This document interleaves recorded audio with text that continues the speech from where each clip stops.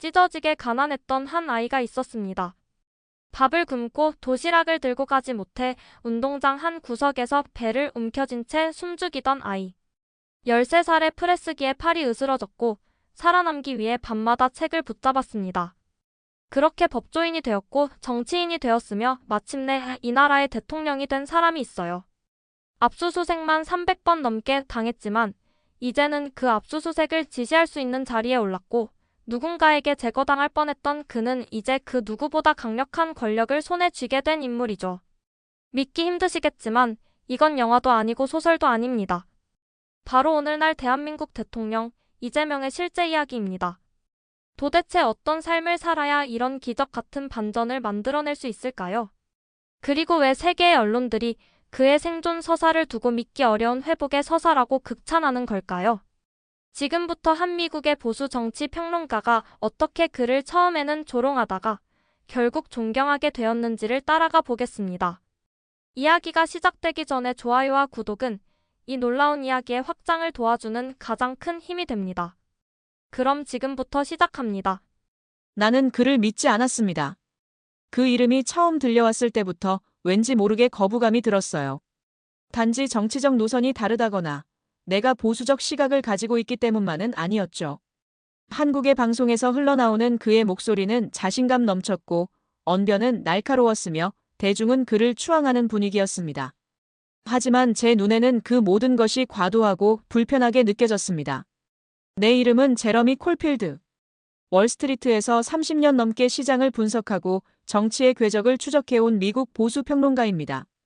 그간 나는 수많은 정치인을 지켜봐왔고 선동과 본질을 가려내는 데 있어 나름의 감각을 갖고 있다고 자부했어요. 그런 내게 이재명이라는 이름은 시작부터 낯설고 이질적인 존재였습니다. 무상복지, 청년배당, 공공산 후조리원 같은 표현이 등장하는 정책 패키지를 보며 나는 혀를 찼습니다. 복지라는 이름 아래 수많은 정부가 재정을 파탄냈던 전례를 너무도 잘 알고 있었기 때문이었죠. 한국이 그렇게까지 여유로운 나라인가 싶었고 그는 내가 보기에 현실을 외면한 이상주의자 같았어요. 그를 타임지가 차세대 리더로 선정했다는 기사가 떴을 때도 마찬가지였습니다. 주위 기자들이 그 뉴스를 공유하며 흥미롭게 반응할 때 나는 차가운 시선을 던졌죠. 대중의 갈증을 채우는 이야기꾼일 수는 있지. 그러나 국가를 책임질 리더는 아니야. 그 생각은 단단하게 굳어져 있었고 내 평론에서 그의 이름이 언급될 일은 거의 없었습니다. 아니, 일부러라도 언급을 피하려 했어요. 그의 존재 자체가 나에겐 일종의 불쾌한 조형물 같았기 때문입니다. 하지만 2024년 1월. 그날은 달랐습니다. 부산. 새벽. 갑작스러운 칼부림 테러. 그가 쓰러졌다는 속보가 국제뉴스를 타고 퍼졌고 나는 본능적으로 리모컨을 집어들었어요. 화면에 잡힌 그의 모습은 충격적이었습니다. 얼굴은 창백했고 셔츠에는 선혈이 낭자했어요. 경호원들이 그를 감싸고 뛰는 장면이 반복되었죠.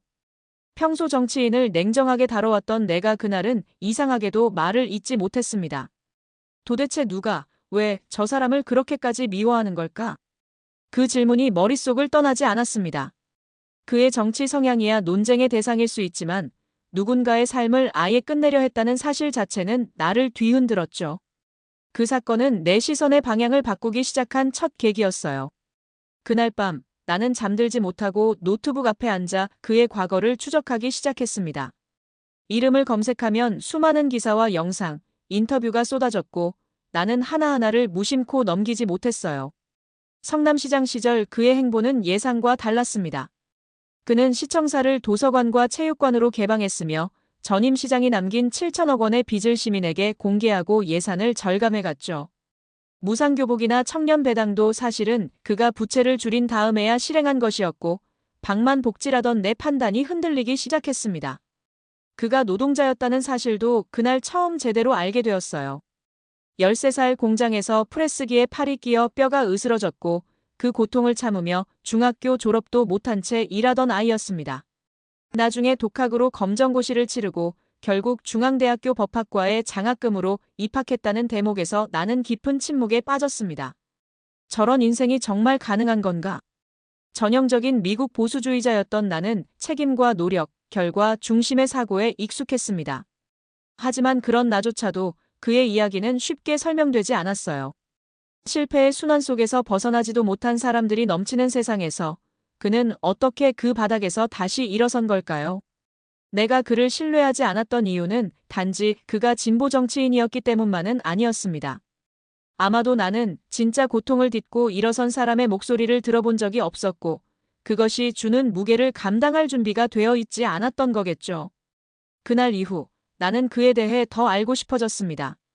그가 정말 단지 포퓰리스트인지 아니면 내가 보지 못한 진짜 무엇이 있는지. 그리고 이 여정은 예상치 못한 곳으로 나를 끌고 갔어요.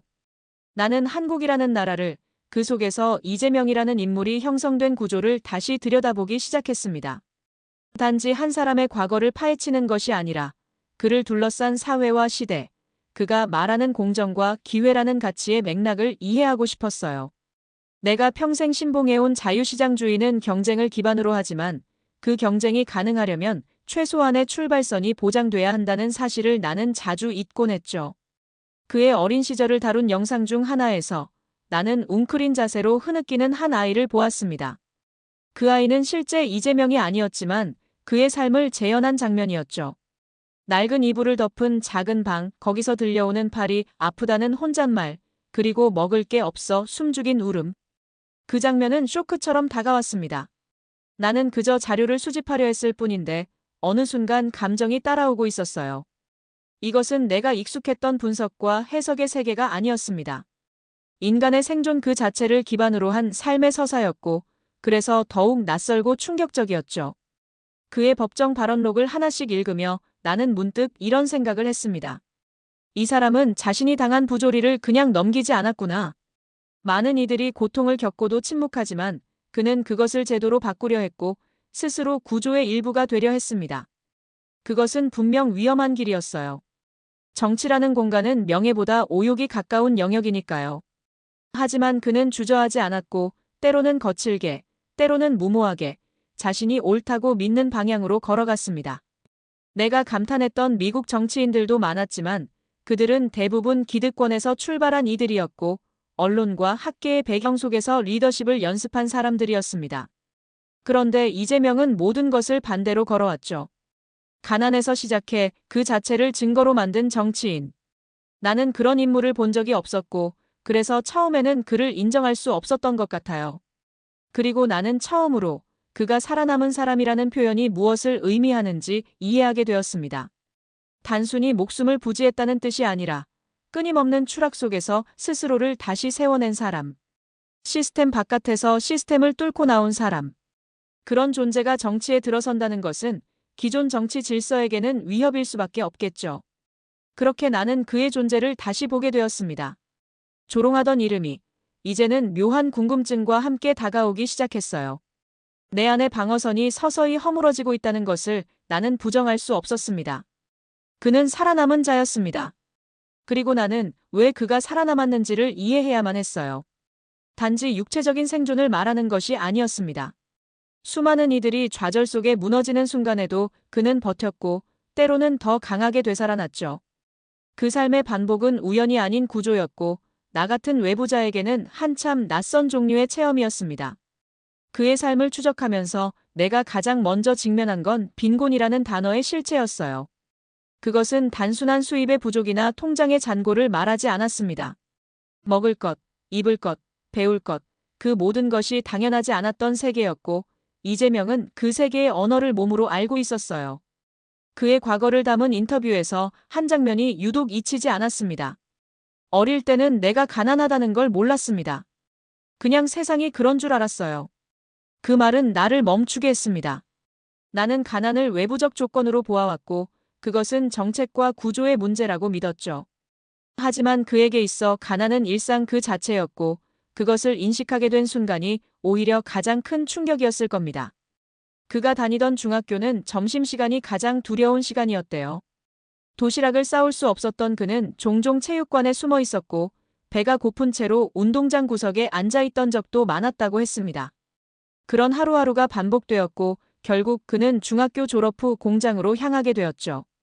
13살짜리 소년이 프레스기 앞에 서서 금속판을 자르다 팔이 으스러졌다는 기록을 나는 믿을 수 없었습니다. 그 사고는 단순한 산업재해로 끝나지 않았습니다. 후각과 미각이 마비되고 팔의 움직임에도 제약이 생겼고 이후 그의 삶 전체를 바꾸는 기점이 되었죠. 누군가는 거기서 끝났을 삶을 그는 다시 끌어올렸습니다. 수술과 통증, 무시와 멸시, 그리고 무엇보다도 자기 자신에 대한 분노와 맞서며 그는 검정고시를 준비했어요. 공장 일을 하면서 고된 몸을 이끌고 책을 붙잡은 청년의 얼굴은 내가 상상해온 정치인의 이미지와는 너무 달랐습니다. 그는 수단과 권력의 균형을 따지며 출발한 인물이 아니었습니다. 생존을 뚫고 올라온 증인의 얼굴이었죠. 중앙대학교 법학과에 장학금으로 입학했다는 사실도 놀라웠지만 그것보다 더 인상 깊었던 건 그가 법조인이 된 이후의 행보였습니다. 많은 변호사들이 더 안정적이고 수익이 높은 길을 선택합니다. 하지만 그는 공익사건을 찾아다녔고 노동자들의 억울함을 대신 말하는 역할을 자처했어요. 돈보다 의미를 선택한 삶이 존재한다는 것. 나는 그 부분에서 처음으로 그를 다시 보게 되었죠. 성남시장으로 당선된 그의 첫 행보는 실로 파격적이었습니다. 시청 청사를 도서관과 체육관으로 개방했으며 연 50억 원 이상이 들던 청사 운영비를 줄여 시민복지 예산으로 전환했어요. 그가 주장한 무상교복이나 청년배당은 단순한 퍼주기가 아니었습니다. 행정의 효율성과 예산의 재구성을 통해 실현된 결과였고 나는 그 정교함에 혀를 내두를 수밖에 없었어요. 이재명은 정치가 언어가 아니라 숫자와 구조의 싸움이라는 것을 체현하는 인물이었습니다. 논리와 비전만으로는 실현되지 않는다는 걸 그는 너무도 잘 알고 있었죠. 수많은 반대와 조롱 속에서도 그는 흔들리지 않았고 오히려 정책으로 답했어요. 경기도지사로서의 그의 행보는 더욱 실용적이었습니다. 특히 팬데믹 시기 중앙정부보다 먼저 대응하고 마스크 공급 체계를 구축했으며 지역화폐 기반 재난지원금을 도입해 자영업자들의 숨통을 틔웠습니다. 그는 위기 상황에서도 방향을 잃지 않았고 단기적 생존과 장기적 안정의 균형을 설계했어요. 이쯤 되면 나는 더 이상 그를 비웃을 수 없었습니다. 그가 세운 수많은 정책의 이면에는 치밀한 계산과 사람을 향한 감각이 함께 담겨 있었기 때문입니다. 어떤 복지 정책은 감정을 자극하려고 만들어지지만 그의 정책은 오히려 숫자와 구조 속에 감정이 녹아 있었어요. 무엇보다 나는 그가 절대 자신을 영웅화하지 않는 태도에 경외심을 느꼈습니다. 그는 종종 말했습니다. 나는 완벽하지 않습니다. 나는 나약한 사람입니다. 하지만 약한 사람들이 함께 살아갈 수 있는 세상을 만드는 게 정치라고 믿습니다. 그 말은 형식적인 겸손이 아니었어요. 그는 자신의 약함을 증명으로 삼았고 그것이야말로 내가 지켜봐온 수많은 리더들과 가장 다른 점이었습니다. 그의 삶과 정치는 연결되어 있었습니다.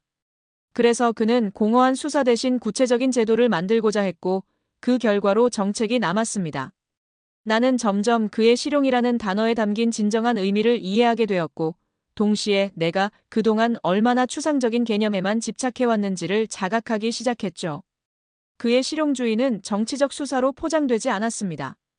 오히려 지나치다 싶을 정도로 직설적이었고 때로는 너무 솔직해서 공격의 빌미를 주기도 했죠. 돈은 돌게 해야 한다는 말도 그렇습니다. 나는 그 표현을 처음 들었을 때 고개를 저었어요. 하지만 이후 내용을 듣고 나서야 그 말이 단지 대중의 귀를 잡아끄는 수사가 아니라 경제의 기본 원리에 대한 직감적 해석이라는 걸 알게 되었죠. 그는 소비가 멈추면 자영업자가 무너지고 그 타격은 곧 지역 경제의 붕괴로 이어진다는 사실을 누구보다도 잘 알고 있었습니다.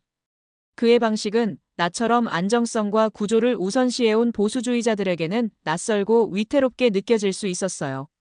그러나 그것이 효과를 내고 실제로 공동체를 회복시키고 있다는 점에서 무시할 수 없는 성과를 내고 있었죠. 나는 이 지점에서 처음으로 보수의 개념을 다시 생각하게 되었습니다. 우리가 지켜야 할 것은 과연 제도인가, 아니면 제도를 통해 보호받아야 할 사람들인가? 그는 후자를 선택한 정치인이었어요. 더 나아가 그는 자신이 속한 진영에 기대지 않았습니다. 민주당 내에서도 때때로 외롭고 불편한 존재였고 당의 기득권과 충돌할 때마다 거리낌 없이 공개 발언을 했어요. 그것은 정치적으로 위험한 일이었지만 그는 한결같이 자기 방식대로 움직였습니다. 나는 그런 일관성에서 이상한 존경심을 느끼기 시작했어요. 그는 명확한 적을 설정하거나 감정을 자극하는 방식의 포퓰리즘과는 달랐습니다. 오히려 그는 정반대로 자신이 옳다고 믿는 정책을 밀어붙이되 설명을 반복하고 비난이 쏟아져도 다시 설명했어요. 사람을 설득하려는 노력을 멈추지 않았고 그 자세는 어느새 내가 잊고 있던 정치의 본질을 상기시켜줬죠. 내가 이해한 바로 그는 포퓰리스트가 아니었습니다. 오히려 그는 본질적인 질문을 던지는 사람이었어요. 왜 어떤 사람은 선택의 기회조차 없는가? 가난이 개인의 책임일 수 있는가? 그리고 정치는 누구의 편이어야 하는가? 그는 이 질문에 평생을 걸고 답하려 해온 것 같았습니다. 나는 그 점에서 우리가 너무 오랫동안 쉬운 구분에 안주하고 있었다는 걸 깨달았어요. 정치인은 결과로 평가받아야 합니다. 그리고 그가 남긴 정책의 결과들은 단순한 통계를 넘어 사람들의 일상에 실질적인 변화를 일으켰어요. 나는 현장에서 만난 여러 사람들의 증언을 영상으로 확인하면서 그의 정책이 숫자가 아니라 얼굴이라는 것을 실감했죠. 한 어머니는 청년 배당으로 아들의 교통비를 충당할 수 있었고, 한 노인은 무상교복 정책을 보며 손주의 세대는 자신과 다르길 바란다고 말했어요. 그런 목소리를 듣는 순간 내 안의 회의는 완전히 무너졌습니다. 나는 처음엔 그를 조롱하고 그가 틀렸다는 걸 증명하려고 했습니다. 하지만 그가 옳았던 것은 단지 정책의 방향 때문이 아니라 그가 그 누구보다도 현실을 직시하고 있었기 때문이었죠. 그 현실이 곧 사람의 삶이라는 점에서 나는 더 이상 눈을 돌릴 수 없었어요. 그는 처음부터 강철이 아니었습니다. 그는 상처 입은 사람이었고 그 상처는 단지 과거의 흔적이 아니라 현재의 방식에까지 이어져 있는 문이었죠. 나는 점점 그가 정치인이라는 말로는 포착되지 않는 사람이라는 걸 느끼고 있었어요. 수많은 실패와 멸시 속에서도 그는 다시 일어섰고 어떤 비난에도 묵묵히 응답했습니다. 물론 그의 말투나 행동이 날카롭거나 거칠게 비칠 때도 있었지만 나는 그 안에 숨겨진 단단한 이성과 절박함을 읽을 수 있었습니다. 나는 칼부림 사건 이후 그의 행적을 집요하게 관찰했습니다. 외부에 드러난 모습보다도 그가 선택한 일정과 회의의 내용, 만나는 사람들의 면면을 들여다보며 그의 우선순위를 가늠해보려 했어요. 당시 그의 첫 복귀 일정은 놀랍게도 대규모 기자회견도 아니었고 중앙정부 고위 관료들과의 회의도 아니었어요. 그는 경기도의 한 소도시에 위치한 전통시장을 찾아 상인들과 직접 대화를 나눴습니다. 그 일정은 모든 정무라인이 반대했던 일이었고 그럼에도 그는 움직였죠. 한 상인이 그에게 물었습니다. 몸이 그렇게 안 좋다면서 왜 또 현장에 나오셨어요? 그때 그는 조용히 웃으며 대답했어요. 몸은 괜찮은데 이곳을 잊으면 안 된다는 생각이 들었어요. 그 말 한마디는 내 안의 의심을 아주 조용하게 허물었어요. 그에게는 여전히 무언가를 증명하고 싶은 욕망이 있었고 그것은 권력에 대한 집착이 아니라 삶을 살아온 방식의 연장이었습니다. 나는 그 순간을 보고 미국의 정치 무대에서 한때 이상을 노래하던 정치인들을 떠올렸습니다. 그들 중 대부분은 시간이 지남에 따라 현실에 순응했고 일부는 타협을 미덕이라 포장했죠. 하지만 이재명은 다른 길을 걷고 있었습니다. 그는 이상을 포기하지 않았고 그 이상을 더 단단한 현실 위에 하나씩 올려놓으려 애쓰고 있었어요. 그런 정치인은 보기 드문 존재였습니다. 그는 대통령이 된 후 첫 국무회의에서도 통합을 강조했습니다. 우리는 누구의 정부가 아니라 모두의 정부입니다. 나에게 표를 주지 않은 국민의 삶도 똑같이 존중받아야 합니다. 그 문장은 의례적인 수사처럼 들릴 수 있었지만 나는 그가 실제로 그런 원칙을 지키고자 행동하는 것을 목격했기 때문에 쉽게 흘려보낼 수 없었어요. 그의 과거 발언 중 하나가 떠올랐습니다. 세상은 불공평해요. 그걸 아는 사람들이 정치를 해야 합니다. 그는 세상을 바꿀 수 있다고 말하지 않았습니다. 다만 불공평함을 아는 사람, 그 고통을 경험한 사람이 책임져야 한다고 말했죠. 나는 그 말이 정치적 구호가 아니라 자기 고백에 가깝다고 느꼈습니다. 정치권에서는 그를 불편한 존재로 여겼다는 이야기를 여러 번 들었습니다. 어느 정당에 속해 있건 간에 그는 늘 내부의 권력자들과 충돌했고 언제나 질문을 던졌어요. 그것은 전략이 아니라 태도였습니다. 어떤 사안에 대해 이건 맞는 일입니까? 라고 물을 줄 아는 정치인. 그리고 틀렸다고 느끼면 공개적으로 유감을 표하고 방향을 수정할 줄 아는 정치인. 그런 모습은 나로 하여금 그를 위험한 정치인이 아닌 희귀한 정치인으로 보게 만들었어요. 그의 대선은 쉽지 않았습니다. 당시 여론조사에서도 그는 고전을 면치 못했고 언론은 그를 향한 부정적인 프레임을 놓지 않았죠. 하지만 그는 흔들리지 않았습니다. 공격이 거세질수록 정책으로 응수했고 위기의 순간일수록 더 조용해졌어요. 때로는 지나치게 조심스럽다는 인상을 줄 정도로 말수를 줄였지만 그 침묵 속에서 나는 오히려 그가 더 많은 것을 말하고 있다는 걸 알 수 있었어요. 그것은 감정을 통제하는 방식이자 불필요한 논쟁으로부터 국민을 보호하는 선택이었습니다. 대통령에 당선된 후 그의 첫 일성은 놀라웠습니다. 이긴 사람의 기쁨보다 진 사람의 상처를 먼저 보겠습니다. 이 문장은 누구나 말할 수 있지만 아무나 실천할 수 있는 문장은 아니었어요. 그리고 나는 그가 그 문장을 행동으로 실현해가고 있다는 사실을 직접 목격했습니다. 그는 언론 브리핑에서 기자의 질문에 이렇게 말했죠. 저는 승자의 오만을 경계합니다. 우리 모두가 같은 배에 탔다는 사실을 잊지 않겠습니다. 그는 늘 약자의 언어로 말했지만 그의 말은 힘이 있었습니다. 그 힘은 권위에서 나오는 것이 아니라 살아온 삶에서 비롯된 무게였어요. 나는 이제야 이해하게 되었죠. 왜 누군가는 그를 열렬히 지지하고 또 누군가는 두려워하며 배척하는지를. 그는 단지 정치인이 아니었습니다. 그는 존재 자체가 정치적 질문이었어요. 그리고 그 질문은 대답하기 어려웠기 때문에 더 많은 사람들을 불편하게 만든 것이었죠. 나는 처음부터 그를 경계했고 그에 대한 칼럼을 쓰며 냉소를 던졌습니다. 하지만 지금은 그 글을 부끄럽게 여기게 되었습니다. 그가 보여준 보건력, 자신을 증명해낸 방식, 그리고 그걸 통해 국민과 함께 만들어낸 변화. 나는 이제 그를 하나의 이념으로 규정할 수 없습니다. 그가 누구인가 보다 그가 어떻게 살아왔는가가 더 중요했고 그 모든 여정이 지금의 그를 설명해주고 있었어요. 나는 처음엔 그의 정책이 지나치게 감정적이라 생각했어요. 당장 표를 얻기 위한 감성 마케팅처럼 보였고 사회적 약자를 이용한 선동이라는 비난도 이해가 됐죠. 하지만 이제는 알겠어요. 그 감정은 이용의 도구가 아니라 그의 삶 그 자체에서 비롯된 진심이었어요. 그는 타인의 고통을 단지 불쌍함으로 치환하지 않았고 함께 경험하고 구조를 바꾸려 했습니다. 그것은 불쌍해서가 아니라 그것이 당연하다고 믿었기 때문이었죠. 나는 점점 더 그를 보며 정치가 무엇을 위한 것인지를 다시 묻게 되었어요. 표를 얻기 위한 기술인가 아니면 사회를 유지하기 위한 약속인가. 그는 후자를 선택했고 그 선택은 매번 위기를 부르곤 했습니다. 하지만 그는 후회하지 않았어요. 기자들이 왜 그렇게까지 하느냐고 물었을 때 그는 이렇게 답했어요. 그렇게라도 하지 않으면 제가 살아온 삶이 거짓이 되니까요.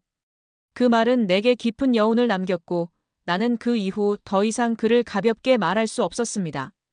정치권에서는 여전히 그를 싫어하는 사람들이 많았습니다. 그는 너무 빠르게 움직였고 너무 솔직하게 말했어요. 익숙한 정치 문법에서 보면 그는 예측 불가능한 변수였고 그래서 위험하게 느껴졌겠죠. 하지만 나는 점점 깨닫게 되었어요. 기존 정치인들이 현실을 해석하려 할 때 그는 현실을 살아낸 사람이었어요. 그 차이는 결정적이었고 그가 보여준 리더십은 단지 성과로만 설명되지 않았어요. 그것은 태도였고 관점이었으며 살아온 삶의 결정체였습니다. 나는 한국 사회가 그를 선택했다는 사실을 더 이상 우연으로 보지 않게 되었어요. 오히려 그 선택은 필연처럼 다가왔죠. 불평등과 불안정, 세대 간 단절과 고립이 깊어지는 시대에 그가 들려준 이야기는 누구에게나 닿을 수 있는 진실이었고 그래서 어떤 진영보다 강력한 힘을 가졌습니다. 나는 이제 이해해요. 왜 누군가는 그를 구원이라 말하고 또 누군가는 위험이라 말하는지를. 그는 상처의 언어를 정치의 문법으로 바꾼 인물이었고 그 언어는 진영을 가르지 않았습니다. 그리고 나는 어느새 그를 통해 나 자신을 돌아보기 시작했어요. 평생 논평만 해왔던 내가, 실질적인 변화보다는 해석에 몰두했던 내가, 누군가의 고통을 숫자와 구조 속에서만 보려 했던 내가 얼마나 편안한 위치에 있었는지를 자각하게 되었어요. 이재명이라는 이름은 이제 단지 한 명의 정치인을 의미하지 않았습니다. 그것은 세상이 외면해온 이들을 다시 보게 만드는 렌즈였고 내게는 너무 늦게 도착한 질문이었죠. 나는 틀렸습니다. 그를 바라보며 쌓아온 모든 확신이 부끄러움으로 녹아내렸어요. 정치란 이념과 구조의 대결이라고 믿어온 내 지난 시간들이 한 사람의 실존 앞에서 얼마나 무기력했던지를 인정해야 했습니다. 이재명이라는 이름 앞에서 나는 처음으로 침묵을 배웠고 그 침묵은 나의 오만함을 되돌아보게 만들었죠. 그를 처음 만났을 때 나는 그를 불신과 냉소의 눈으로 바라보았습니다. 그는 내 기준에 맞지 않는 사람이었고 내 논리로는 설명되지 않는 정치인이었어요. 무상복지와 청년배당 같은 정책은 내가 가장 경계하던 방식이었고 나는 그를 파퓰리스트라 규정한 뒤 모든 해석을 거기에서 시작했습니다. 하지만 그의 이야기를 따라가며 나는 그 프레임이 얼마나 허약한 것인지 깨달았어요. 그는 그저 표를 얻기 위해 사람들의 눈물을 이용한 것이 아니라 그 눈물을 살아낸 사람이었습니다. 나는 그가 발표했던 수많은 정책 문서를 다시 읽었습니다. 예산의 항목 하나하나, 입법의 배경, 현장의 반응까지 꼼꼼히 검토했어요. 그리고 그제서야 알게 되었습니다. 그의 정치엔 허울 좋은 언어가 없었습니다. 오직 삶에서 우러난 실천만이 존재했어요. 청년배당은 단지 현금을 나눠주는 제도가 아니었습니다. 청년이 사회에 진입할 시간을 벌어주는 장치였고 무상교복은 가난했던 자신의 과거를 지워주지 못했던 국가에 대한 제도적 사과였습니다. 그는 단순히 복지정책을 추진한 정치인이 아니었습니다. 그가 말한 공정과 기회는 단지 추상적 이상이 아니었죠. 그것은 도시락을 싸지 못해 체육관에 숨던 아이의 기억이었고 산업재해로 몸이 망가졌던 소년의 분노였으며 누구도 그에게 손을 내밀지 않았던 날들의 절망이었습니다. 그런 시간을 지나온 이가 정치를 한다면 그 정치는 다르게 만들어질 수밖에 없습니다. 나는 정치인을 평가하는 기준을 다시 써야 했어요. 출신 배경, 학력, 정당의 노선이 아닌 그가 살아온 여정과 그것을 어떻게 재구성했는가가 더 중요하다는 것을 깨달았습니다. 이재명은 과거를 숨기지 않았고 그 상처를 권력의 언어로 포장하지도 않았어요. 그는 상처를 제도와 정책으로 변환시켰고 그것이야말로 내가 한 번도 보지 못한 정치의 얼굴이었어요. 그래서 나는 내 칼럼을 폐기했습니다. 정치적 포퓰리즘의 위험성이라는 제목 아래 그를 비난했던 원고는 더 이상 의미를 갖지 못했어요. 대신 나는 이렇게 쓰기 시작했죠. 정치는 여전히 사람을 위한 것일 수 있을까? 그리고 나는 거기에 내 경험을 담았습니다. 한국이라는 나라에서 한 정치인이 보여준 실천이 어떻게 내 관점을 무너뜨렸는지, 그리고 그것이 나에게 어떤 부끄러움을 안겼는지를 솔직하게 털어놓았어요. 나는 단지 그를 칭송하고 싶은 게 아닙니다. 그가 완벽하지 않다는 것도, 그 역시 앞으로 많은 실수를 할 수 있다는 것도 잘 알고 있어요. 하지만 나는 이제 그를 감히 가볍게 평가할 수 없습니다. 그가 견뎌온 시간을 생각하면 나 같은 사람은 말조차 쉽게 할 수 없다는 생각이 들어요. 우리는 종종 누군가를 말로 이기려 하고 논리로 짓누르려 하지만 삶은 말보다 무겁고 경험은 논리보다 깊습니다. 이재명은 그 사실을 증명한 사람입니다. 그가 대통령이 되고 나는 그가 무너질 거라고 생각했어요. 비리 의혹, 검찰 수사, 거센 반대 여론, 어느 것 하나 그를 편하게 하지 않았죠. 하지만 그는 그 모든 불확실성 속에서도 흔들리지 않았습니다. 그는 자신의 방식대로, 자신의 속도로, 그러나 단 한 번도 사람을 잊지 않고 걸어왔어요. 그의 발언 하나, 일정 하나에도 사람에 대한 신념이 담겨 있었고 나는 그것을 무시할 수 없었습니다. 그의 존재는 내게 질문을 남겼습니다. 당신은 언제 마지막으로 누군가를 믿어본 적이 있는가? 그리고 나는 그 질문 앞에서 아무런 대답도 할 수 없었어요. 나는 분석하고 의심하고 평가하기는 잘했지만 믿는다는 감정은 너무 오래전 잊고 살았습니다. 이재명을 보며 나는 믿음이라는 감정이 여전히 정치에 존재할 수 있다는 사실을 다시 배웠어요. 그것이 얼마나 놀랍고 감동적인 일이었는지는 아마 평생 잊지 못할 겁니다. 그를 통해 나는 내 삶도 돌아보게 되었어요. 내 글이 얼마나 많은 사람을 틀에 가두었는지, 내 말이 누군가의 이야기를 얼마나 가볍게 만들어 왔는지, 내 분석이 때로는 타인의 고통을 객관화시켜버린 건 아니었는지를요. 나는 그가 보여준 진심 앞에서 다시 쓰는 용기를 배웠습니다. 그 용기는 남을 바꾸는 게 아니라 자신을 바꾸는 데서 시작된다는 것도요. 마지막으로 남긴 글의 문장은 이렇게 끝납니다. 나는 한국의 한 정치인을 조롱하려 했다. 하지만 그를 통해 정치가 다시 사람을 위한 것일 수 있다는 희망을 보았다. 그리고 나는 이제 단순한 평론가가 아닙니다. 틀렸다는 걸 말할 수 있는 사람이 되었고 그 고백이야말로 지금의 나를 바꾸어 놓았어요. 나는 글을 쓰면서 자주 스스로에게 물었습니다. 지금 이 문장을 읽는 사람은 어떤 마음이 들까? 이전에는 오직 논리의 정합성과 문장의 설득력만을 따졌어요. 하지만 이제는 조금 달라졌습니다. 지금의 나는 글을 쓰는 행위가 누군가의 마음을 흔들 수 있다는 사실을 믿게 되었어요. 그리고 그것이 정치가 해야 할 가장 첫 번째 일이 아닐까 하는 생각이 들었습니다. 나는 이재명이라는 정치인을 통해 정치를 다시 배웠습니다.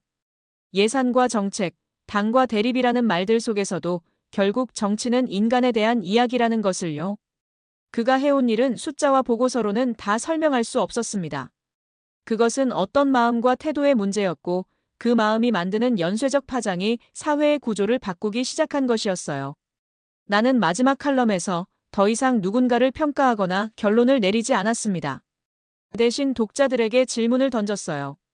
당신은 누군가의 삶을 바꾼 정치인을 본 적이 있는가? 그리고 그 질문이 누군가의 마음에 가 닿기를 바랐어요. 내 말이 사람을 상처내기보단 생각하게 하길 바랐고 그 생각이 언젠가 행동이 되길 기대하게 되었어요. 나는 이제 알았습니다. 정치적 변화는 거대한 이념이나 거창한 이론에서 출발하지 않습니다. 그것은 한 사람의 작은 경험, 소외된 이의 고통을 들여다보는 태도, 그리고 그 고통에 반응하는 용기에서 시작되죠. 이재명은 그 용기를 가지고 있었습니다. 그리고 나는 이제 그 용기를 존중할 줄 아는 사람이 되었어요. 나는 한국을 떠나기 전 마지막으로 한 기자와 인터뷰를 했습니다. 그는 내게 물었습니다. 당신은 여전히 보수주의자입니까? 나는 망설이지 않았어요. 그렇습니다. 저는 보수주의자입니다. 다만 이제 제가 지키고 싶은 건 제 이념이 아니라 사람입니다. 그 말은 내 삶 전체를 다시 정의하는 문장이 되었고 나는 그 말을 하는 순간 어쩌면 처음으로 진짜 나다운 말을 했다는 생각이 들었어요. 돌아가는 비행기 안에서 나는 그의 연설 영상을 다시 틀었습니다. 화면 속 그는 대통령이었지만 동시에 소년이었고 노동자였으며 시민이었습니다. 그는 한 사람이면서도 수많은 얼굴을 품고 있었고 나는 그 얼굴들 속에서 내 과거를 떠올렸습니다. 가난한 친구와 도시락을 나눠 먹던 고등학생 시절, 공장에서 쫓겨났던 삼촌의 침묵, 부당한 일에 분노했던 청년의 열정. 그 모든 기억이 그를 통해 다시 내 안에서 되살아났어요. 나는 이제 다시 쓴 칼럼의 마지막 문장을 고쳐 적었습니다. 나는 한국의 한 정치인을 조롱하려 했다. 하지만 그를 통해 내가 잊고 있던 사람의 의미를 되찾았다. 이 문장은 이제 내 인생의 기록이 되었고 나는 앞으로 이 문장을 삶으로 살아갈 생각입니다. 그가 그랬던 것처럼 말이죠.